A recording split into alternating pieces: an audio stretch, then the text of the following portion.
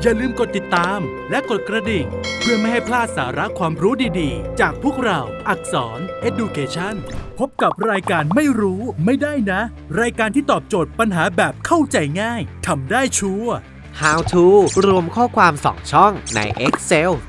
1. คลิกเซลล์ที่ต้องการให้แสดงผลลัพธ์ของการรวมข้อความ 2. พิมพ์เท่ากับคลิกที่ช่องข้อความที่ต้องการจะรวมเครื่องหมายแอนอัญญประกาศเปิดเว้นวรรคอัญญประกาศปิดเครื่องหมายแอนและคลิกช่องที่ต้องการจะรวมข้อความอีกช่องหนึ่ง 3. กด Enter และหากต้องการจะคัดลอกสูตรก็เพียงเลื่อนเมาส์ไปที่มุมขวาล่างของเซลล์จนเป็นเครื่องหมายบวกแล้วลากลง